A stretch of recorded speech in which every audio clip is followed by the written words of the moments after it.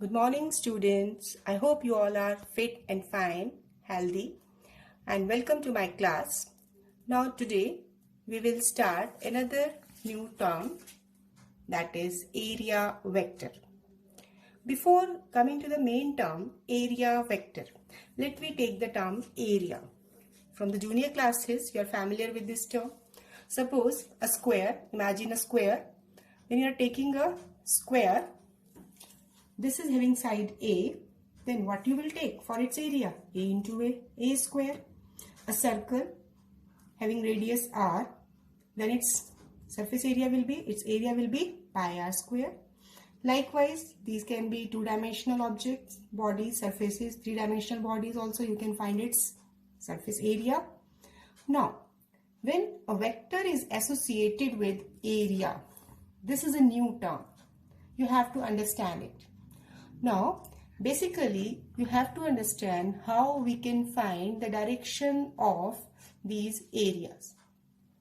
So, let me understand it. If we are taking this scale, like this is taken to be rectangular in shape.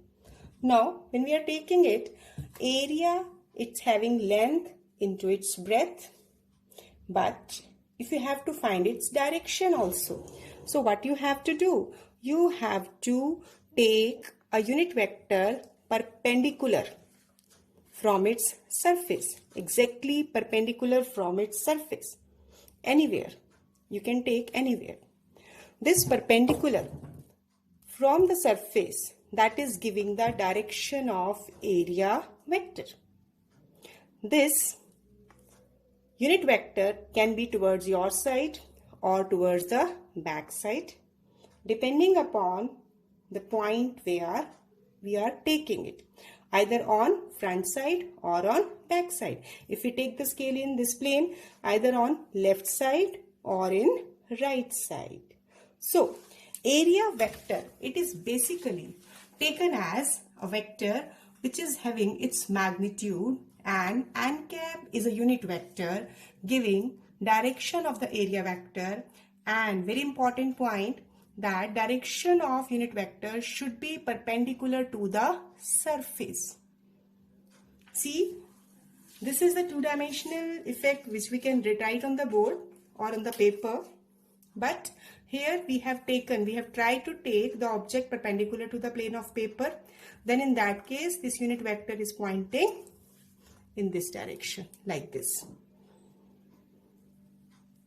So, if your object lies in X, Y, Z plane, you have three axes X, Y and Z.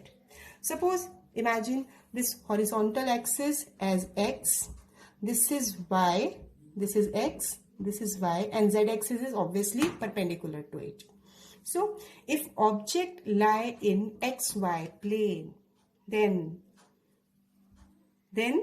its unit vector will lie along z-axis because it will be perpendicular to this. Suppose a square is drawn here, then perpendicular to this surface will be giving you the direction of the object lying in xy plane. Similarly, if object is lying in yz plane, a line perpendicular to yz plane will be along x-axis. So in that particular case, normal will be along the x-axis. Similarly, if we are taking any object in zx plane or xz plane, then its normal will be in y-axis. So, whenever you are taking any object in any of the three planes, then its normal will be lying perpendicular to that plane. So, now see here, we have taken any regular object, regular surface. Now, if we are observing from this point, then the unit vector will be pointing in this direction like this. But if we can take its unit vector in this direction also, that is in opposite direction also. So, for any two-dimensional object, that is, you can treat it as an open surface because both the sides are visible in the Clayman language. So, normal can be on both the sides, on left hand side as well as on right hand side. Now, what about closed objects, closed surfaces, that is three-dimensional surfaces? Imagine a cube, a sphere, a cylinder, many three-dimensional objects. Then in that particular case, for all the 6 faces, suppose I have drawn this cuboid cube, then for this surface, unit vector will be pointing towards right. For this surface, unit vector will be pointing towards left. For upper surface, unit vector will be upward.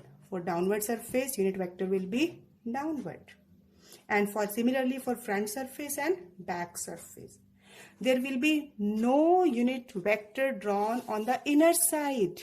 In simple term, you can say you cannot observe within the cube. You cannot find the normal at this point. Why? Because at observation point is either outside the object on any of the side of the object. Let's see. This is a cuboid. This is of having length, breadth, height, cuboid. Now suppose if you are taking this on this top surface, you can take the normal line upward. For this surface, normal will lie here. For this front surface, normal will lie here. For left surface, normal will lie here. And for bottom surface, normal will lie in the downward direction. So, to the right of this particular square, to this surface, normal can be taken. But to the left side, that is on the inner side, we will not take outward normal towards the inner side. This you have to understand. Why? Because this is a closed object. Our point of observation is only outside the object. So, this is the basic concept of area vector. Now, how we can express it?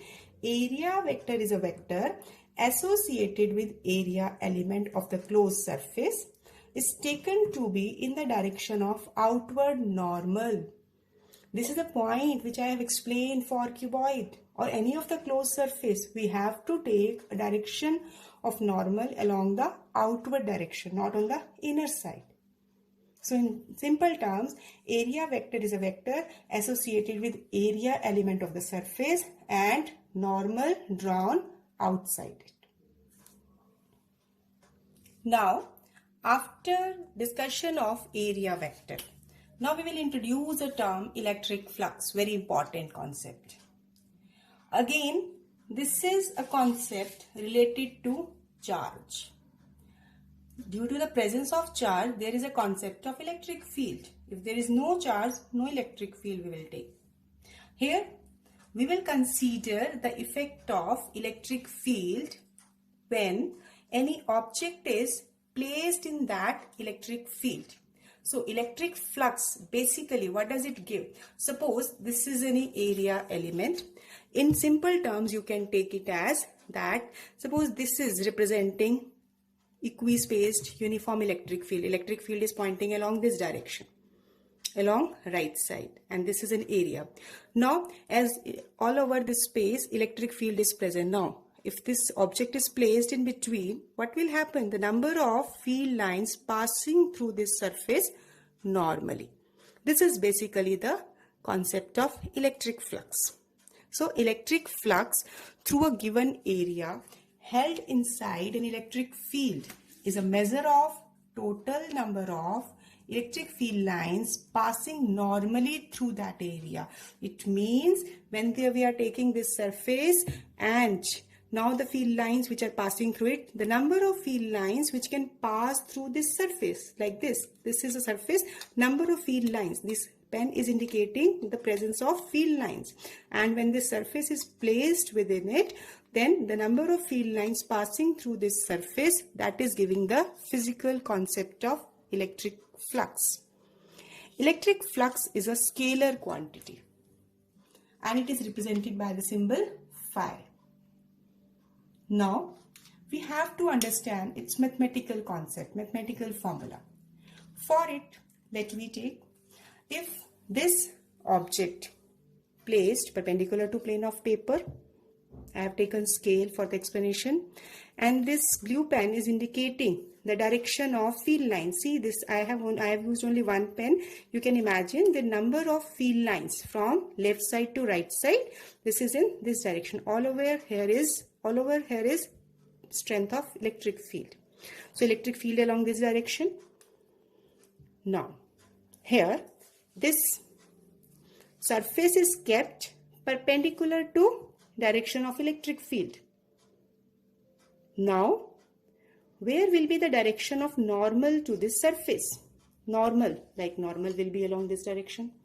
See, this normal, I have represented it by red pen. This normal is parallel to electric field. You can see like this. I will try to point it towards you. This is electric field, this is surface, and this pen is indicating direction of normal to the surface. So now, in this first case, when the surface is perpendicular to the electric field, in that case, this electric field and normal, these all will be parallel. So when these are parallel, angle between them will be 0. As per the electric flux, the number of field lines passing normally through this surface area. So in that case, flux will be taken as the product of electric field multiplied by area through which it is passing. Now, let me take the surface is kept parallel to direction of electric field. How it will be kept parallel? Let's see. This is the direction of field along horizontal from left to right, and we have taken this pen also along the horizontal. This pen is kept in the horizontal plane. This pen is kept in the horizontal plane, and this object is also kept in horizontal plane along the direction of field. So, where will its normal will lie? Its normal will be along this perpendicular direction. Field I have taken giving the direction parallel to object along the field. Normal is perpendicular. See the angle between electric field and normal to the surface. These are perpendicular. Angle between electric field and normal to this surface. These are perpendicular. So in that case, what will happen? Can any field line pass through the surface? No, normally. So no electric field lines will cross through that area. So in this means flux will not be possible. When surface is kept parallel to the field, no field lines will pass through the surface. You will get more understanding when we will completely introduce its mathematical formula. That will be quite simple. Now, is it not possible to always keep surface either parallel or perpendicular to the field? Maybe this is like this. Suppose field is along this direction. Surface is now not normal. It is inclined at some angle. It is along this direction and field is along this direction. So for this surface, normal will be like this. Now angle between this pen and this field line. See, here will be some angle between this normal, this is a normal, and this is field line. Now, see here, if surface makes an angle theta with the field, this is a surface, I have taken scale here, this is the field, and normal to this A vector representing normal, that will be unit vector. So theta will be the angle between normal and electric field. Now, as per the statement, as per the electric flux concept, number of field lines passing normally to the surface. So, the component of area vector along the direction of field you will take. So, phi will be equal to E, and the component of area along the direction of field, A cos theta. You will resolve this area vector. No need of A sin theta component. We have to take a component that is along the direction of field. So A cos theta is a component of area vector along direction of field. Now we have got one formula, mathematical expression. Phi is taken as E A cos theta. So if you remember in 11th class, we have taken dot product of two vectors. Now E A cos theta is E dot A. We have used it in 12th also in the previous topics. So flux is taken as, electric flux is taken as the dot product of electric field and area. And being the dot product of two vector quantities, it will be a scalar quantity. So I hope up to now this concept is clear. So I have introduced two concepts. Let me recapitulate. First is area vector and another is electric flux. Area vector is simply taken as the magnitude of area and multiplied by the direction, unit vector. Electric flux is taken as the dot product of electric field applied and the area which is kept in that field, dot product of E and A. Now we can realize first two cases we have already discussed from this formula, phi equal to E dot A. If now E A cos theta, if theta 0 cos 0 1, flux will be E A. This is a case correspond to when surface is held perpendicular to the field, like initial one, first one we have taken this. Same case. This is same case when surface is held perpendicular to field. From this case we have realized it. Similarly, if theta is 90 degree, 90 degree means angle between electric field and normal to the surface, then flux will be 0. Why? Because cos 90 is 0. This we have discussed in this second case. And if theta is 180 degree, cos 180 minus 1, flux will be negative, minus EA.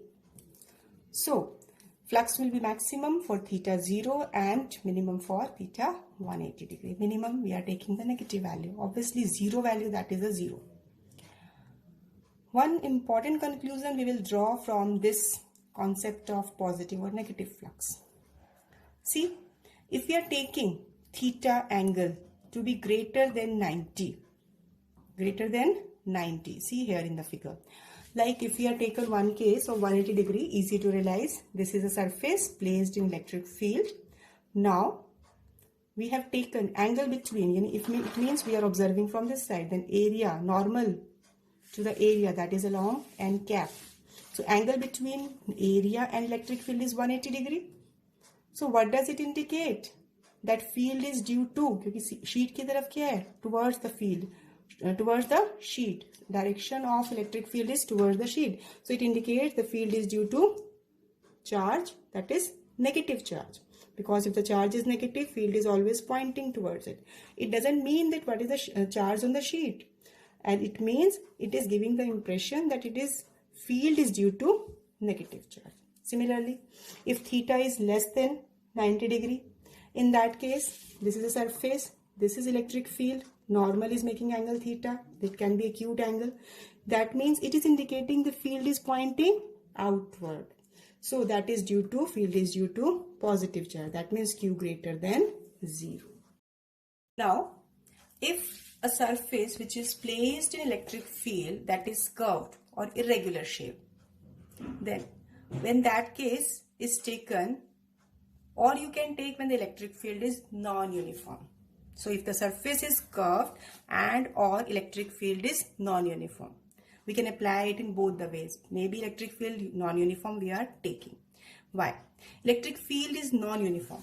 Like see here, electric field is represented by this direction. This is a curved surface area.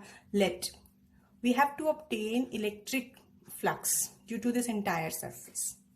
How many number of field lines are passing through this surface? So what we will consider here, its area, regular area we cannot find directly. Now what we will do?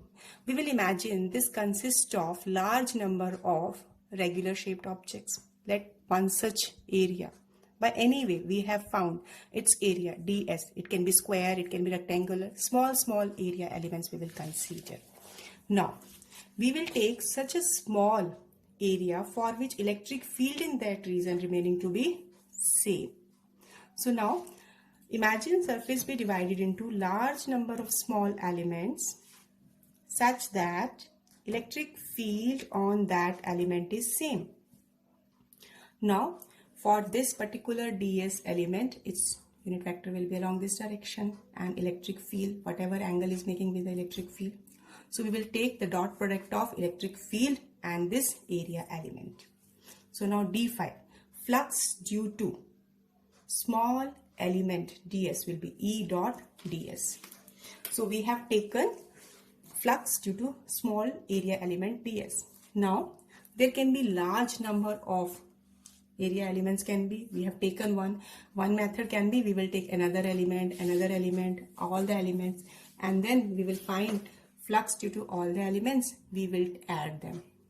But we will use one method that is simple, in which we will just take the electric flux due to small element, one element, and integrate it for the entire surface. So electric flux over the whole surface can be obtained by taking integration of electric flux due to small element. One thing I will mention that I have taken here E dot ds. If you take, like, for one element its area is even, for one element electric field is E1. Suppose you will say d phi 1 is E1 dot ds 1 plus second surface we are taking, the flux for that surface will be E2 dot ds2.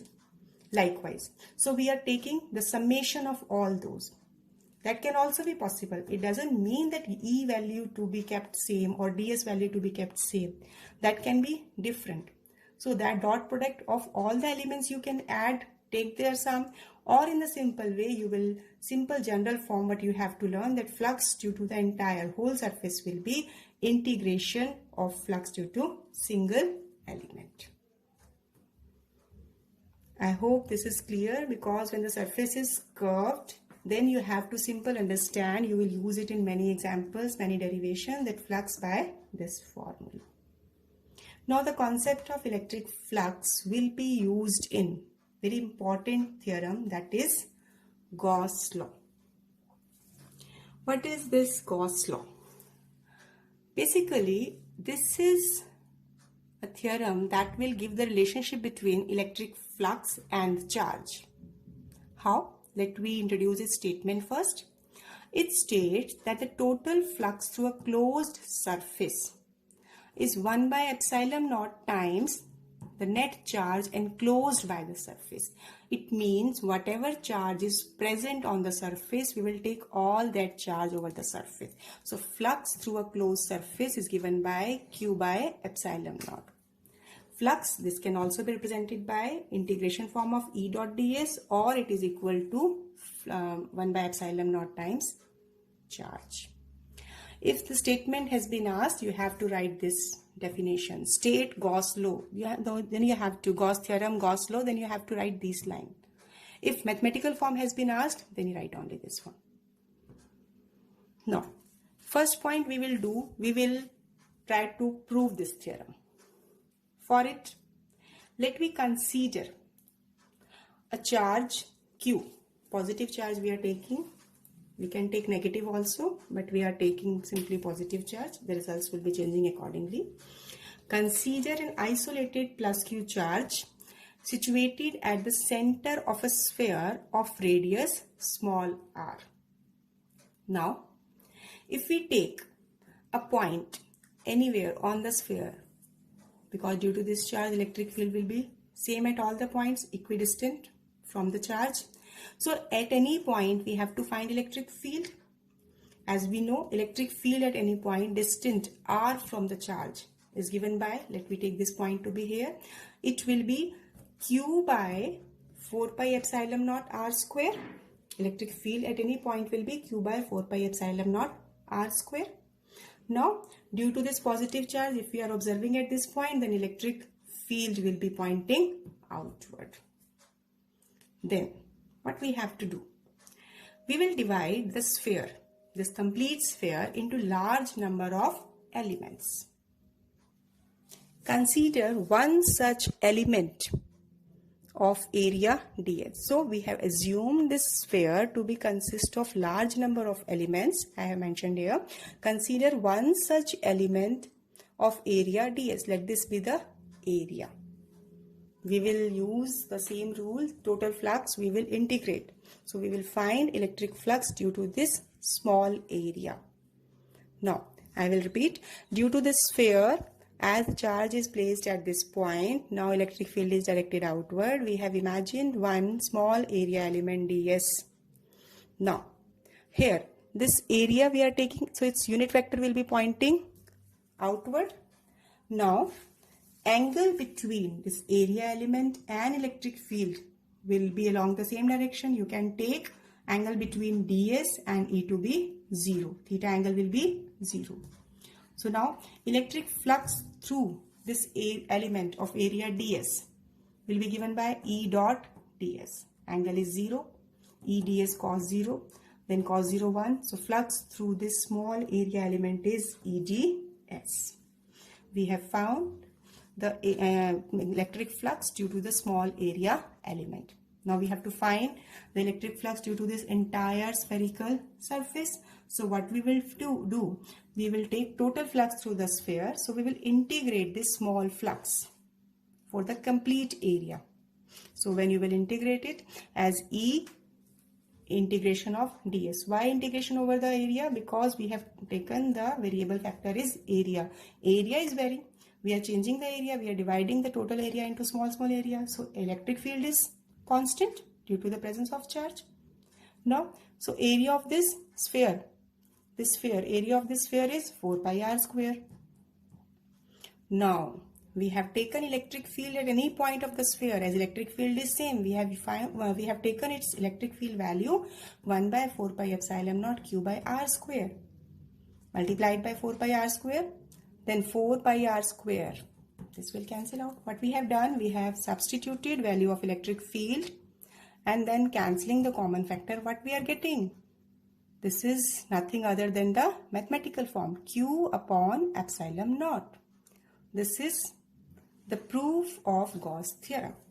So what we have to take into consideration while doing its proof, first of all you have to write its statement, then you have to draw this diagram, this figure. Here you will mention the charge to be placed at center and of a sphere of radius r. Electric field will be pointing outward and electric field same at all the points. Then electric field magnitude will be q by 4 pi epsilon naught r square. Then you will imagine that this sphere is divided into large number of elements and one such element of area ds we have taken. So electric flux through the small area will be E dot ds. Being ds and E, being area element and electric field are parallel along the same direction, so angle will be 0. Small flux will be E ds. Total flux which you have to obtain, that will be obtained by integrating. So on integrating, substituting the value of electric field, cancelling the common factors, you will get electric flux to be q upon epsilon naught. So there can be question on this topic: state and prove Gauss theorem. Gauss theorem result is very important. You will see here many a times it will be used in conceptual and numericals directly. Now few conclusions on this basis. As Gauss theorem is valid for a closed surface of any shape, any regular, irregular shape, whatever be the shape of any object, this is valid for any of the closed surface. And whenever we are considering it, charge must be present inside on the surface of closed surface. If the charge is present outside the surface, that will not contribute to flux. I have not mentioned this point, I think. Yes, you can note down from here. If the charge is present outside the closed surface, it will not contribute to electric flux. Very important point. If net charge enclosed by the closed surface is 0, what does it mean, net charge? Suppose a surface is like this. Like this is any surface. This is plus q and this is minus q. Although both the charges are present, this is plus q, this is minus q. Net charge on the surface is 0. So when charge is 0, flux is q upon epsilon naught, q 0, then flux will be 0. That's why I have taken net charge enclosed by the surface is 0 and hence flux will be 0. If a medium of relative permittivity epsilon surrounds the charge. This is a point. Usually epsilon naught permittivity of free space. But somehow some medium is present surrounding the charge. Then you have to take permittivity of the medium. The result will be changed as flux equal to q upon epsilon. So q upon epsilon naught epsilon r. Why? Because dielectric constant or relative permittivity is given by epsilon, permittivity of medium, to permittivity of free space. So from here, permittivity of medium will be epsilon naught, epsilon r. So you will substitute the value from here. So these are the few important conclusions. Like you can see in the figure here, I am explaining if the charge, suppose Q1 is present. In the same case, if Q1 charge is present here. So if Q1 charge is present here, then what will be the flux? As net charge on this closed surface is 0, plus Q minus Q, 0. This Q1, although present outside this surface, but it will not contribute. So here flux will be 0. I hope these points are clear to you. These are important from conceptual point of view. Now, next topic. This is also a term that you should know carefully, because this we will use many a times, the term Gaussian surface. What is a Gaussian surface? Gaussian surface, you cannot observe this. This is an imaginary surface, hypothetical surface. What is the concept of origination of this surface? Suppose we take a point charge. We will imagine, we will draw a surface surrounding it. That can be a sphere.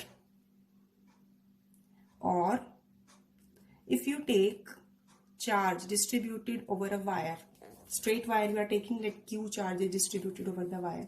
If you will try to draw an hypothetical surface enclosing the charge. Suppose this is a line charge, straight wire carrying charge Q. And now you will imagine, you will draw a hypothetical surface enclosing the charge. That is a Gaussian surface. So you will draw a cylinder. You can draw a cube also. So for this line charge, this cylinder will be treated as a Gaussian surface. Suppose this is a point charge. For this point charge, this sphere can be taken as the Gaussian surface. So Gaussian surface is any hypothetical or imaginary closed surface enclosing a charge. This is called the Gaussian surface of that particular charge. We will now, in coming to many of the applications, I will simply use the term imagine a Gaussian surface. So this you will understand there also. So today we have discussed some new concepts of area vector, electric flux, Gauss theorem, and Gaussian surface. So these are quite new concepts. You have to be more focused on these concepts. Revise these concepts from the book if you have, and give practice of all the topics covered, because as the chapter is proceeding, we will take its conceptual problems, exercise questions. One more thing, the topics we have covered, please try to solve their NCERT exercise questions. At least it will give you a clarity of concepts. And if you have any doubt, you can ask me personally. So thank you. Have a nice day.